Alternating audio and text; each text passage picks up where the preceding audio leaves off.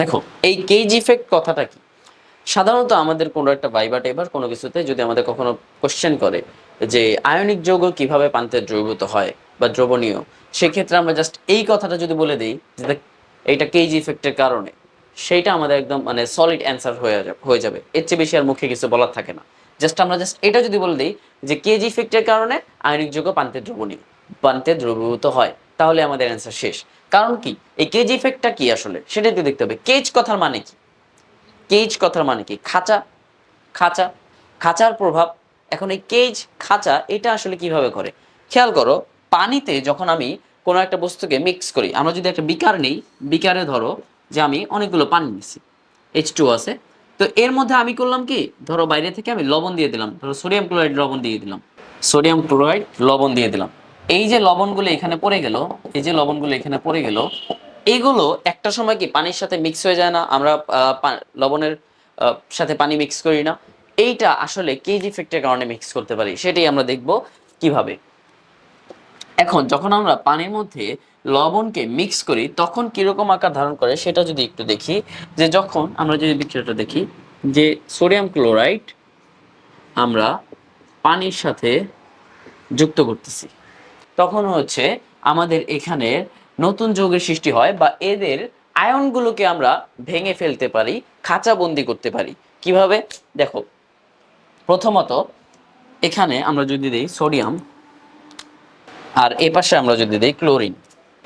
এখন এই যে সোডিয়াম, এই যে ক্লোরিন, এদের সাথে পানি কিরকম আচরণ করে বা খাঁচা কিভাবে তৈরি করে। এই সোডিয়াম ক্লোরাইডটা যখন আমরা আয়নে ভাঙাই তখন কিরকম অবস্থায় থাকে, সোডিয়াম প্লাস এবং ক্লোরিন মাইনাস এই অবস্থায় থাকে, রাইট? এই দুইটা আয়নিক অবস্থায় থাকে, সোডিয়াম প্লাস এবং ক্লোরিন মাইনাস এই দুইটা আয়নিক অবস্থায় থাকে। পানি করে কি, এই যে সোডিয়াম ক্লোরাইডকে ভেঙে ফেলে, ভেঙে আয়নে ভেঙে ফেলে, অর্থাৎ সোডিয়াম ক্লোরাইড এবং ক্লোরিনকে ভেঙে আলাদা করে ফেলে। সোডিয়াম ক্লোরাইডকে, সোডিয়াম এবং ক্লোরিন আয়নকে ভেঙে আলাদা করে খাঁচার মধ্যে বন্দি করে ফেলে। এটা হচ্ছে তার কেজ ইফেক্ট। সোডিয়াম প্লাস এবং ক্লোরিন মাইনাস, এখানে পানি কিভাবে ভূমিকা রাখে, এরা হচ্ছে অক্সিজেন, অক্সিজেন 2-। এখন এই যে অক্সিজেনগুলো, এরা পানির অণু, যখন আমরা বুঝি পানির অণু, আমরা একটু আগে কি দেখছি, পানির অণু কি তৈরি করে, H2O, অর্থাৎ একটা অক্সিজেন দুইটা হাইড্রোজেনের সাথে যুক্ত হয়, এটা আমরা দেখেছি না? একটা অক্সিজেন দুইটা হাইড্রোজেনের সাথে যুক্ত হয়। এখন এই অক্সিজেনের কয়টা ইলেকট্রন শেয়ার করছে, দুইটা, 2-। এবং হাইড্রোজেন কয়টা ইলেকট্রন শেয়ার করছে, একটা, যার কারণে H+। তো এই পানির অণু ওই একইভাবে কি করে, একটা খাঁচা তৈরি করে এবং সোডিয়াম প্লাসকে আলাদা করে ফেলে। কিভাবে, এই যে অক্সিজেনের 2- এবং পানির অণুটাকে যদি আমরা লিখি এখানে হাইড্রোজেন, হাইড্রোজেন প্লাস,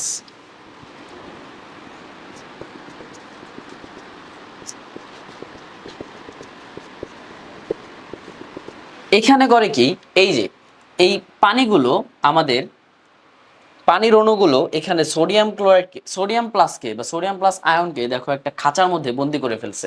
আমরা যদি একটু ভালো মতো দেখি যে এটা একটা খাঁচা তৈরি করে ফেলছে, খাঁচার মধ্যে এটাকে পুরো আটকায় ফেলছে, অর্থাৎ চারোদিক থেকে এটা ক্লোরিন থেকে দূরে করে ফেলছে। আবার যদি আমরা ক্লোরিনের ক্ষেত্রে দেখি তাহলে আমরা এটা পুরোপুরি দেখতে পারবো যে এখানে কি হয়, অক্সিজেন,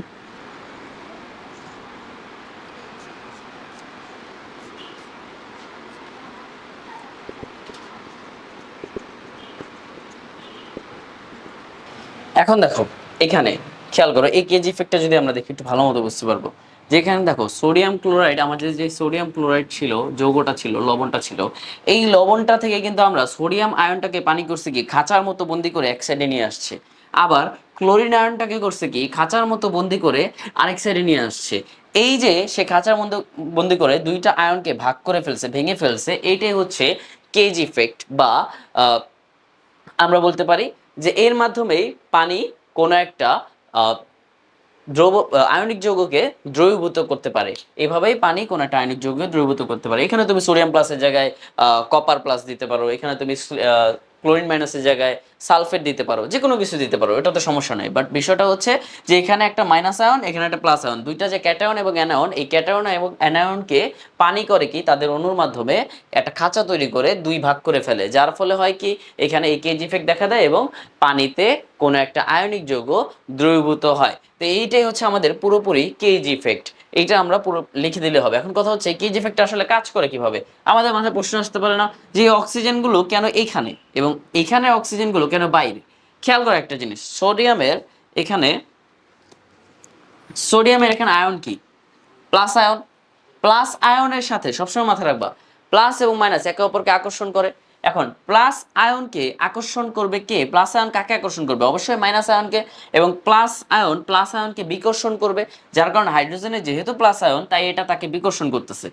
দেখো যে এই 2 এবং প্লাস একে অপরকে আকর্ষণ করার কারণে অক্সিজেনগুলো সোডিয়াম প্লাসের কাছাকাছি অবস্থান করে এবং এভাবে এইটা ঘটে।